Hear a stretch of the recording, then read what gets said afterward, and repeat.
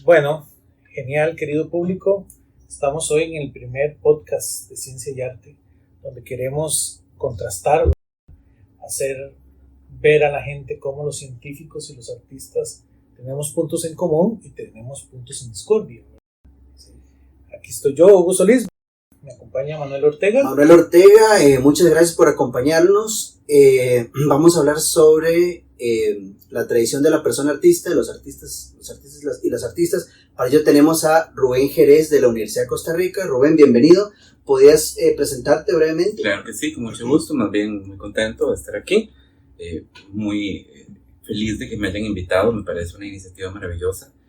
Como decía Manuel, me llamo Rubén Jerez, soy historiador del arte. Me formé acá en la Universidad de Costa Rica, tengo bachillerato y licenciatura acá en Historia del Arte. Trabajo como profesor en la Cátedra de Historia del Arte de la Escuela de Artes Plásticas y mi especialidad es primordialmente el tema del arte antiguo. Trabajo con arte precolombino, trabajo con arte antiguo y arte clásico y estoy sacando mi posgrado en arqueología, estoy a punto de terminarlo, con una investigación sobre iconografía y escultura cerámica en Guanacaste. ¡Wow, qué interesante! Bueno, entonces tenemos mucho de qué hablar. Tenemos No sé, lanzo una pregunta. Digamos, a lo largo de la historia del arte, ¿quién o quiénes financiaban a las personas artistas? Bueno, eso es una pregunta grande, es una pregunta compleja, en realidad, pero la mayor parte de la historia del arte, digamos, el europeo, el occidental, quienes financian las obras de arte y también las consumen son las élites, es decir, las personas que están empoderadas económicamente y también políticamente. Y esto es sumamente importante de entender porque nosotros tenemos una relación el día de hoy con el arte que es una relación muy fácil. Si queremos ver arte, vamos a una galería. Si queremos ver arte, vamos a un museo. Y ahí hay una muestra representativa de todo lo que podemos ver. Hay mucho en internet también. También hay mucho en internet, en los medios. Pero en el pasado no era así. El acceso que tenía la gente común y corriente a las obras de arte era muy, muy limitado. Limitadísimo, porque las obras de arte estaban en las casas de la gente con muchísimo dinero y con muchísimo poder político. Claro. ¿Me explico?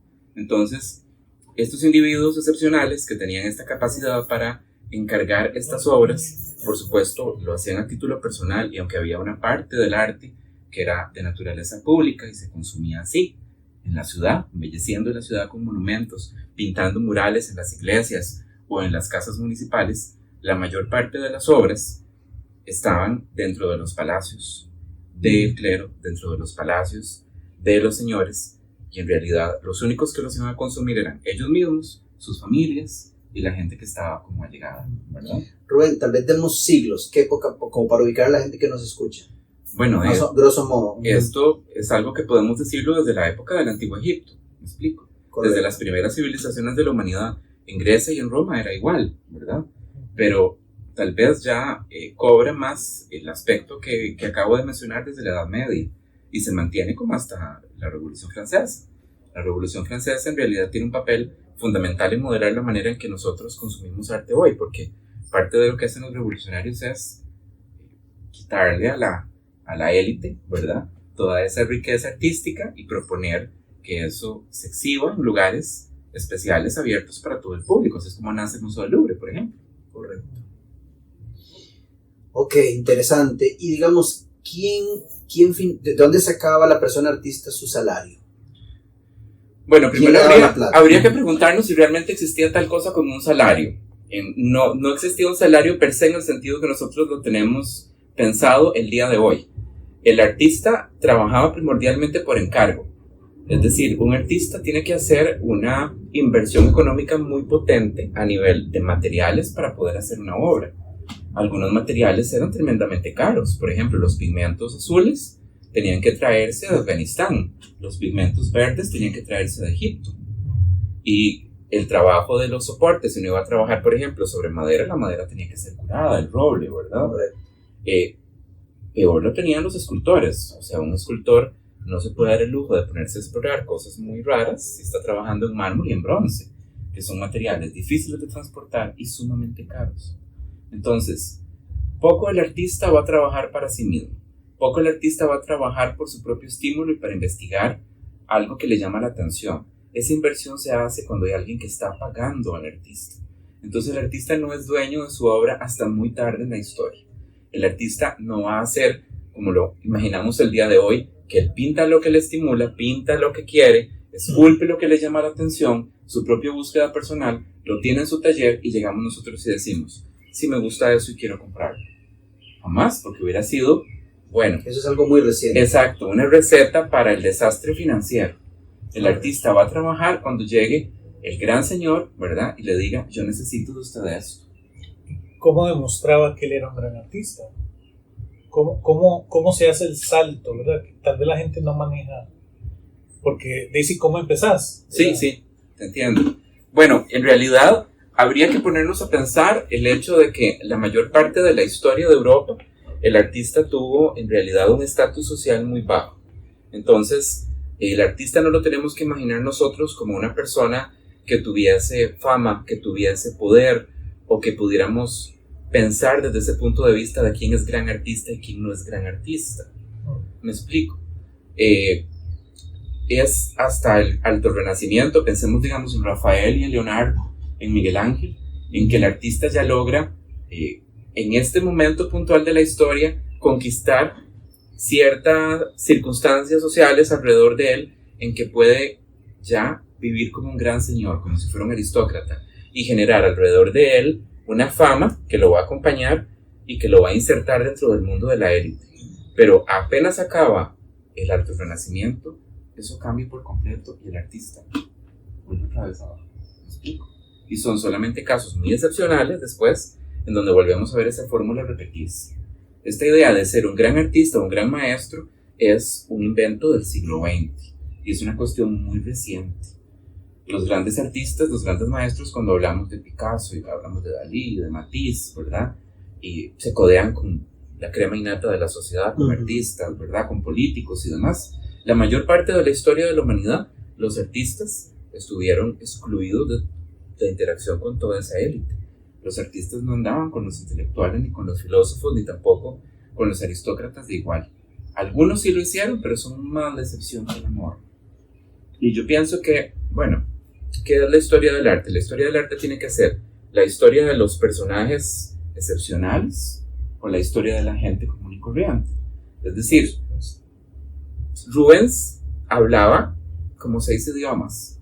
Fue diplomático para un montón de reyes, ¿verdad? Y personajes importantes de las élites de su época. Era un hombre que tenía una fama impresionante, facilidades sociales, mucho dinero. Pero la historia de vida de Rubens es la historia de una persona excepcional. En aquella Europa habían quién sabe cuántos artistas trabajando al mismo tiempo que Rubens, contados por miles probablemente, y todos tenían una historia que era completamente diferente a la de él. ¿Me explico? Entonces, a veces pecamos de pensar que esas figuras excepcionales que hemos engrandecido tanto por la historia son las que realmente reflejan el estado del artista y cómo el artista vivía, y no es ese el caso. ¿Me explico? ¿Cómo se crea la fama? Bueno, la fama se crea primordialmente en la época del Renacimiento. Antes del Renacimiento nunca se exigía al artista originalidad. No se esperaba que el artista creara una obra original ni una obra única. Los talleres estaban principalmente orientados a producir las especialidades del taller. Si yo ocupaba algo, una imagen, una escultura, yo lo ocupaba ya con nombre y apellido. Yo quería una Virgen X, quería un Santo X. Y yo no iba a cualquier taller de la ciudad a buscarlo. Yo iba a un taller en donde había un maestro que se especializaba específicamente en hacer ese tipo de imágenes. Y las había hecho durante mucho tiempo. La producción que él tenía eran variaciones por decenas o centenas de ciertos temas muy específicos. Ya cuando llega la época del Alto Renacimiento, más bien del Primer Renacimiento, es cuando comenzamos a ver cambiar un poquito la fórmula. Se comienza entonces a percibir que el artista tiene un algo que no podemos nosotros describir muy bien, que la gente del Renacimiento llamaba el ingenio, la genialidad, ¿verdad? Algo que nadie me puede robar a mí porque solamente yo lo tengo, mi temperamento artístico. ¿Me explico? Nadie puede esculpir como Donatello, solo Donatello, ¿ok? Entonces, lo importante de todo esto es capturar esa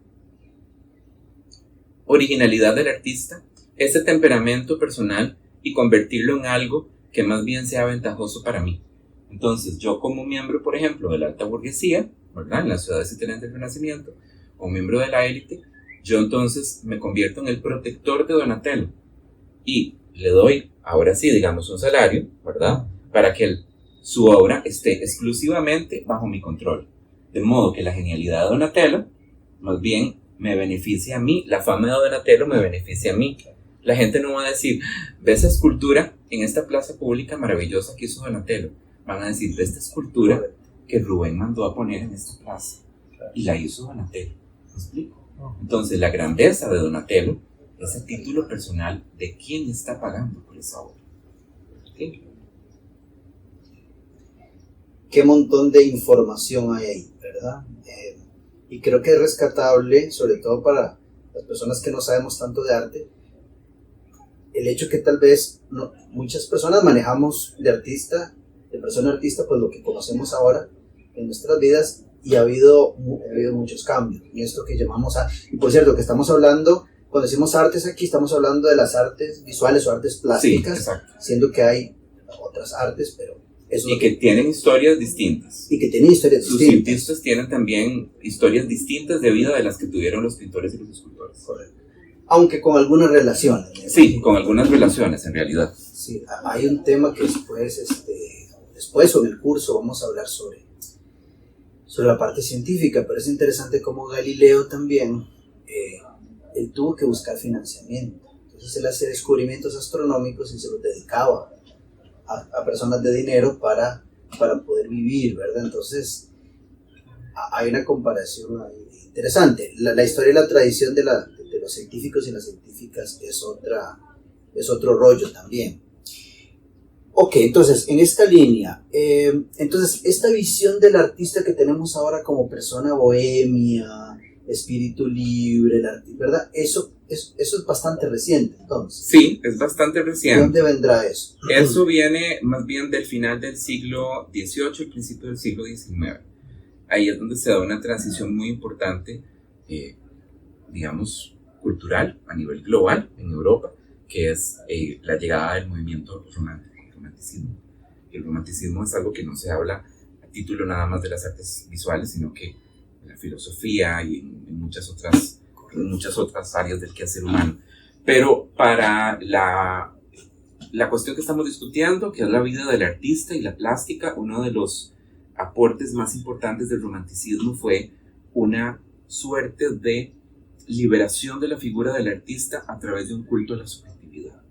Entonces, el movimiento romántico, como ideología, proponía: sea fiel a usted mismo. Usted debe de trabajar para usted, debe de estar involucrado en su búsqueda. Usted no se debe al resto, se debe a usted mismo. Su estilo tiene que estar dado por sus propios intereses.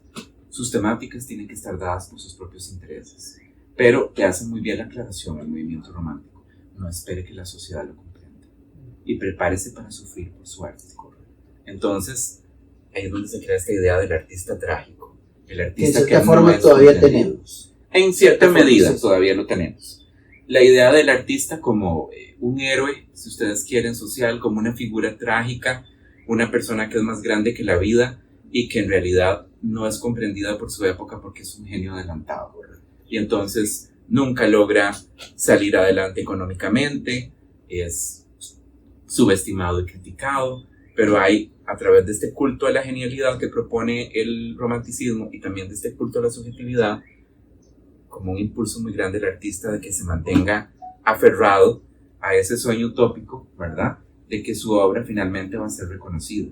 Y esto se arrastra a través de todo el siglo XIX y parte del siglo XX.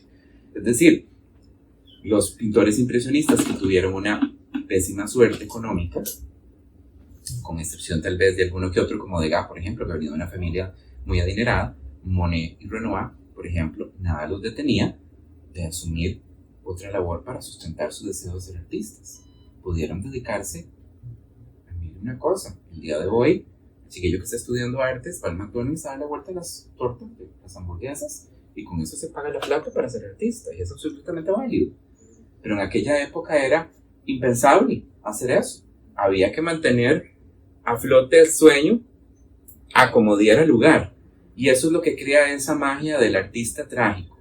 Yo pienso, sin embargo, que esa noción ya ha comenzado como a debilitarse cada vez más por el hecho de que los artistas que el día de hoy tienen mucho éxito económico no se apegan a esa visión del artista bohemio, sino que más bien son como grandes empresarios interesados en hacer mucho dinero. ¿Me explico? Entonces ya aquella idea de la dejación y el sufrimiento, ¿verdad? Claro. Y de que ese dolor que te causa el rechazo de la sociedad sea la gasolina que utilices para crear, ya desaparece. Una pregunta muy abierta, pero ¿por qué crees que está ocurriendo esto? ¿Por qué creo que está ocurriendo esto? Porque el mundo del arte, desde el punto de vista ya más bien económico, ha cambiado mucho. O sea, el mercado del arte no es de ninguna manera ni similar a como era en el siglo XIX. El sistema del arte actualmente, con las bienales, con los museos, con los galeristas, con los artistas que venden obra inmaterial en miles de dólares, ya esto es un sistema de consumo que tiene todas las características del capitalismo neoliberal. Entonces ya no es lo mismo que el pequeño capitalismo del siglo XIX. ¿Me explico?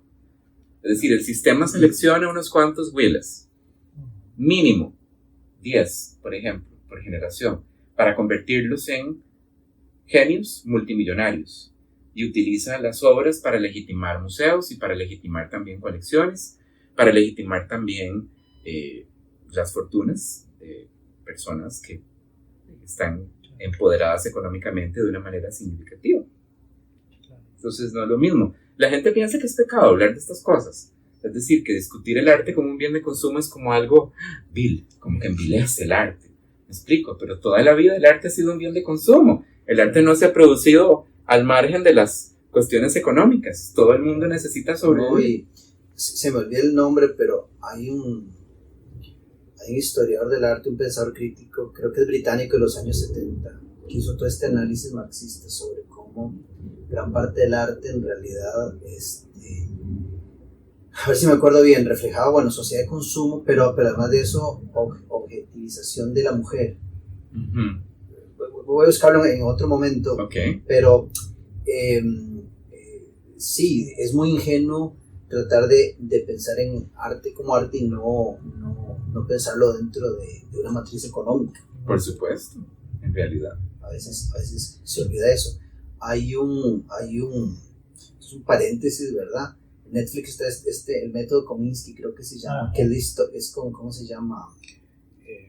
Michael Douglas, que él es un profesor de teatro, vieja escuela.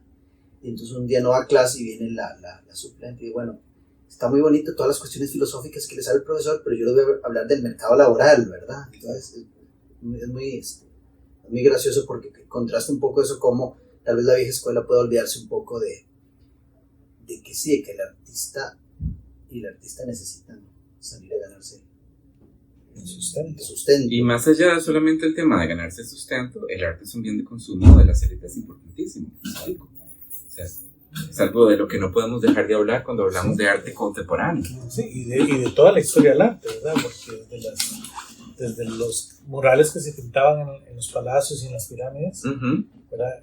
Solo las tumbas de los más ricos podían tener estos murales, ¿verdad? Absolutamente. Y hablaban acerca de eso, o sea, del nivel social de la persona. Otra pregunta en otra línea. En los últimos siglos, históricamente, ¿dónde se enseñaba arte? ¿En las universidades solamente o había academias? Las universidades no enseñaban arte. La universidad y el arte tienen una relación que es muy reciente, desde el punto de vista de la plástica. Más o menos principios del siglo XX, finales del siglo XIX, es cuando vemos nosotros hacer esa transición hacia las universidades. En realidad, el órgano principal que va a servir como el formador, el educador de los artistas durante la mayor parte del desarrollo histórico de Europa es el taller. El taller es, en realidad, un emprendimiento, diríamos ahora, el día de hoy. Un negocio que tiene un jefe, que es el maestro. El maestro es un artista que es reconocido por los líderes políticos de la ciudad como una persona que tiene el derecho de ejercer ese oficio del arte y de vender su esfuerzo, ¿verdad? Ya sea en la pintura, ya sea en la escultura, en lo que sea, en las artes textiles, ¿verdad? Este individuo normalmente está dotado de dos circunstancias que lo empoderan para poder ser un maestro. Una es el dinero. Tiene que tener la plata para poder ponerse al taller con los materiales y con los instrumentos necesarios. Y segundo, tiene que probar también que es una persona de bien. Había en ciertas ciudades de Europa, por ejemplo, en donde no podía uno ser un maestro si uno no estaba casado, tenía chiquitos. ¿Me explico? ¿Verdad? Si uno no profesaba la religión cristiana, etcétera, etcétera, ¿verdad? Entonces, los maestros tomaban discípulos que normalmente llegaban al taller en fecha muy tierna.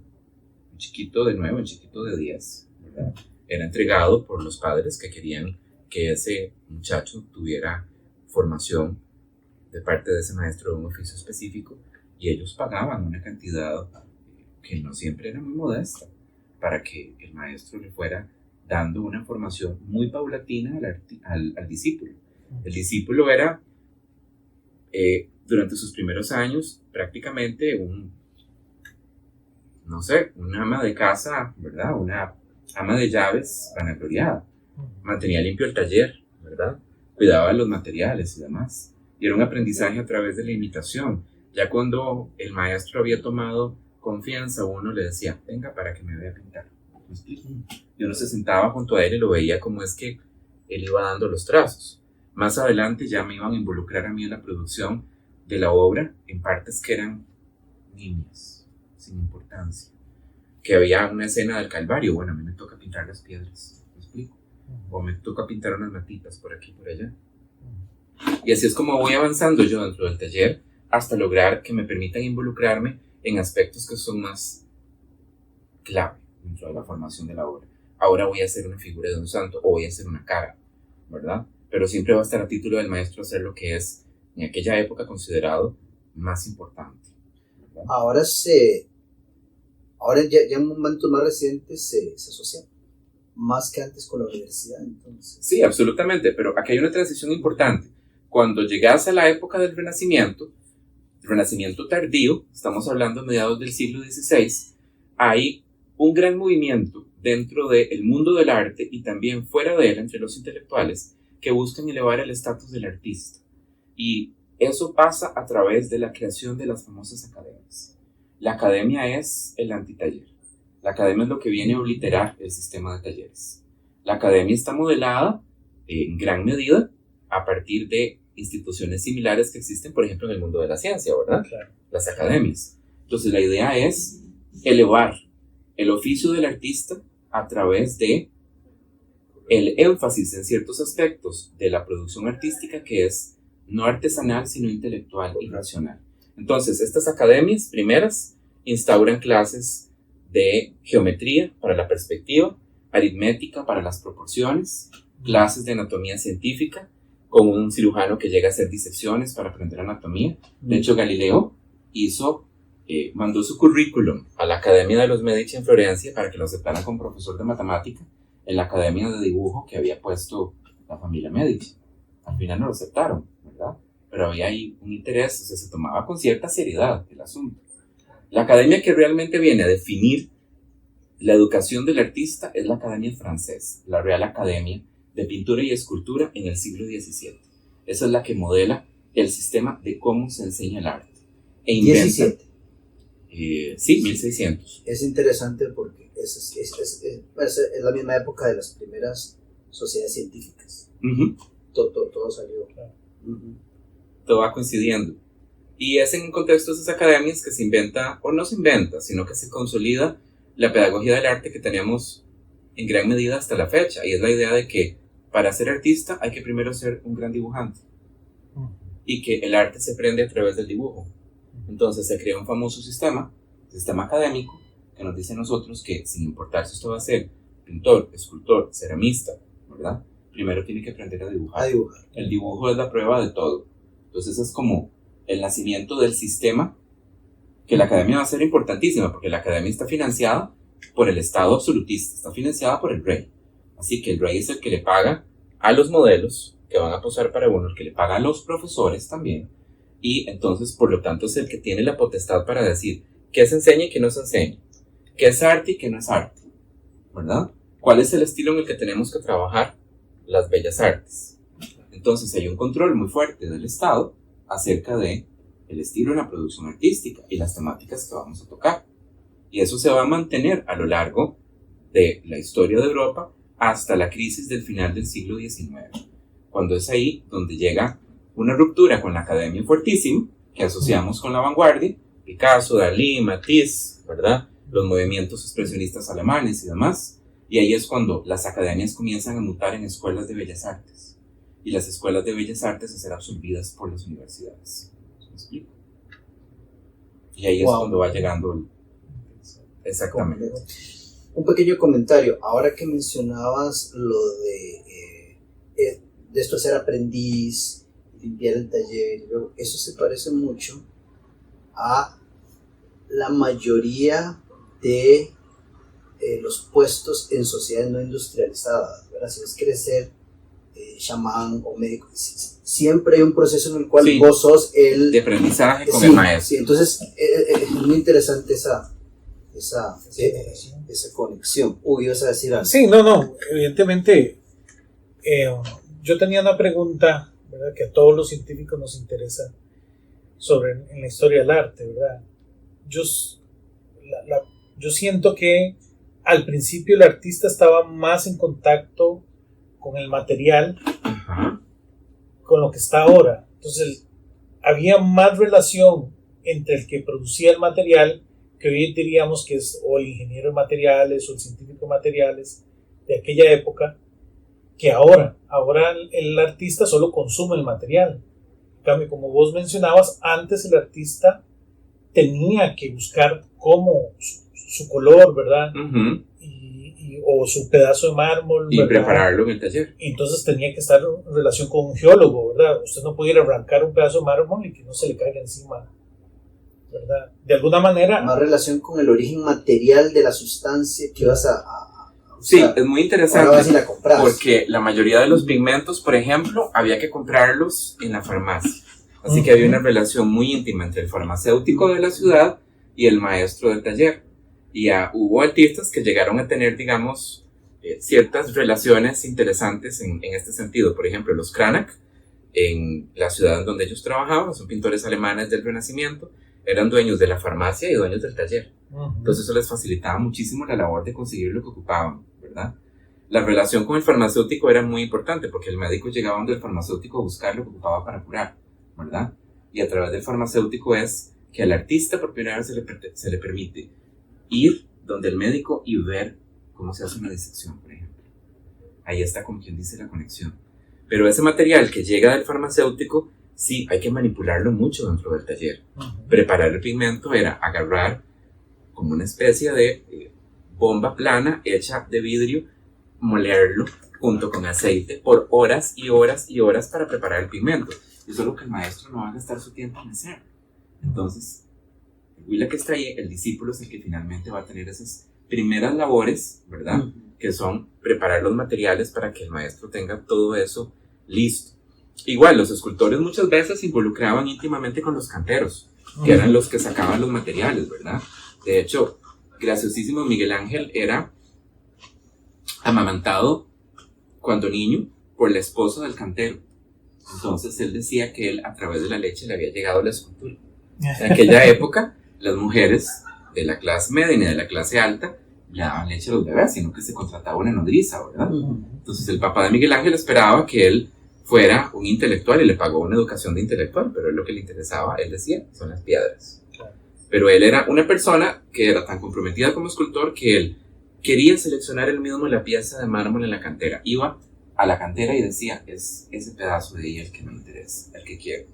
Ahora, Hugo, llevándolo para acá, para la actualidad, sí, yo creo que la revolución industrial transforma mucho ese aspecto de la vida del artista. Al hacernos pinturas ya preparadas en tubos que apretamos y listo, nada más. Hacernos ya los pinceles. Se da por sentado eso. Exactamente. Y eso liberó mucho al artista, porque puedes pintar ahora en aire libre. Puedes llevarte los tubos y la paleta al aire libre y sentarte y pintar, y los efectos atmosféricos, la luz la puedes capturar más directamente, y bueno, ahí viene toda la revolución impresionista. Pero el mundo contemporáneo tiene un alejamiento, sí es cierto, un poco de la materialidad de la obra, pero también tiene otro aspecto en el que se acerca, y es el hecho de que en el arte contemporáneo ya no estamos vinculados a esos materiales que son tan tradicionales. Ya el pintor no necesita pintar necesariamente con óleos, ni el escultor esculpir necesariamente con mármol y bronce, y hay mucho deseo de explorar, y esta idea de que se puede producir arte con cualquier cosa y con cualquier material. Y ahora hay una relación con el material que se da un título diferente, porque ahora el artista se comunica con el experto que se dedica a conservar las obras en los museos y le dice: quiero hacer una obra con este material y quiero que usted me ayude a investigar cómo puedo hacer que esta obra se conserve en el tiempo. Y el otro tipo tiene que hacer una investigación potente del material a nivel físico y químico para decirle: así es como lo vamos a resolver, así se va a conservar la obra. ¿Me explico? Hay obras que tienen propuestas bellísimas, pero problemas de conservación enormes. Hay un artista que no recuerdo cómo se llama, trabaja mucho comprometida con el tema de la crisis del SIDA en los 80s y los costos sociales que tuvo, y ella lo que hace es agarrar frutos, ¿verdad? Le saca la pulpa y cose la cáscara y los cuelga en árboles secos, ¿verdad? Entonces había un problema ahí de conservación muy grave, ¿verdad? Claro. Agarras una cáscara de naranja y la coces una cáscara de Una banana. vida útil muy corta. Exactamente. Entonces ahí la pregunta es, bueno, ¿y vos querés que esto se conserve o es una obra efímera? ¿Y cómo lo vamos a conservar? ¿Me explico? Claro. Y si este museo compra la obra, ¿qué va a hacer? ¿Verdad? Claro. ¿Cómo va a almacenar eso? Lo va Y ahora que hablamos de materiales, también está este artista que usa su propio cuerpo, hace cirugías plásticas y se pone sí. cuernos, Ujú. ¿verdad? Es decir, la ciencia moderna, la medicina moderna también ha permitido experimentar con materiales que tal vez en otra época hubiera sido fantasía. imposible, Imposible. insólito, ¿verdad? Claro. Sí. Absolutamente. Hay una pregunta que yo quiero hacer que es como que puede ser, que creo que es interesante, hay que hacerla, ¿verdad? Todos de la academia caemos en cierta forma u otra en esto, físicos, físicas, gente de humanidades. Estamos hablando de arte, pero estamos hablando de arte europeo. Uh-huh. Y arte europeo y generalmente hombres blancos, ¿verdad? Un poco Sí. el canon, Uh-huh. ¿verdad? ¿Verdad? Historia de arte canónica. Entonces, ¿qué podemos decir al respecto, digamos, como para abrir un poco la puerta a algo más allá del canon? Es una pregunta muy abierta. Pero... Sí, es una pregunta muy abierta, es una pregunta muy válida y es una pregunta muy abierta. En realidad, la historia del arte es una disciplina que surge para hablar de arte europeo, no surge para hablar del arte de otras sociedades.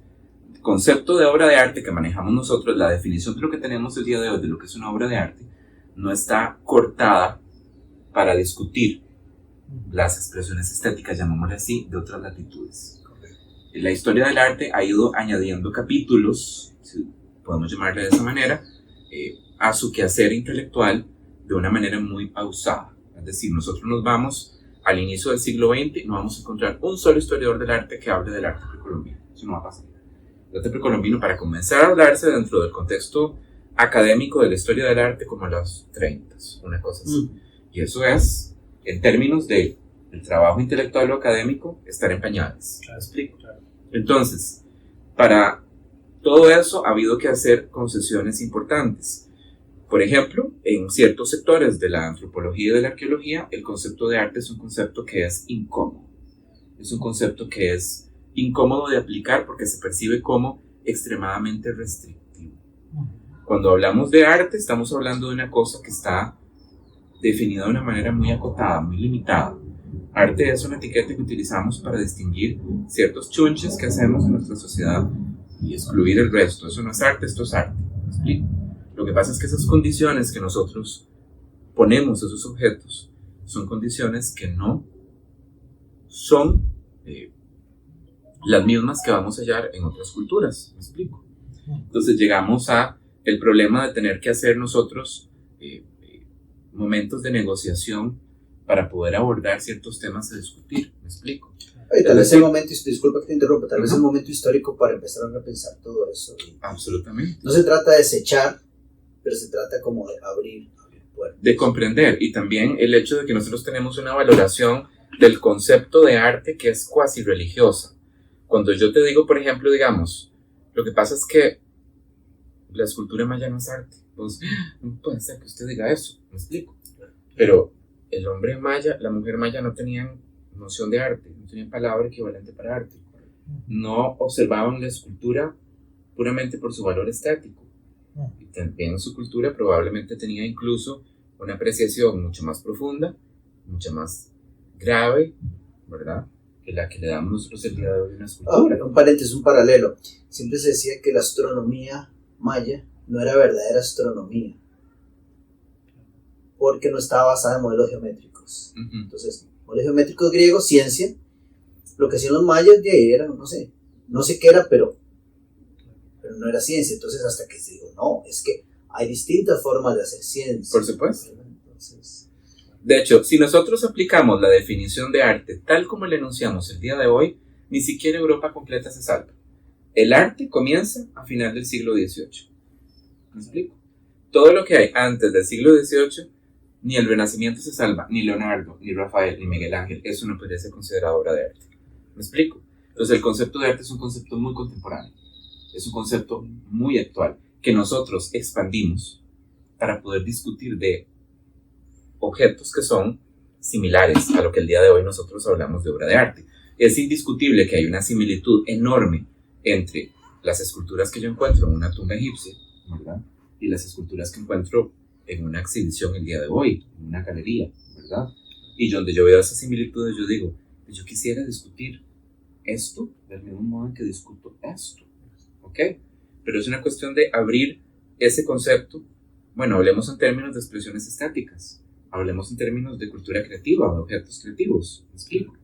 No necesariamente todo tiene que ser arte. Es interesante que la música, el concepto de música museo, siglo XIX, ¿verdad? Antes la música se hacía y se desechaba, se hacía música nueva.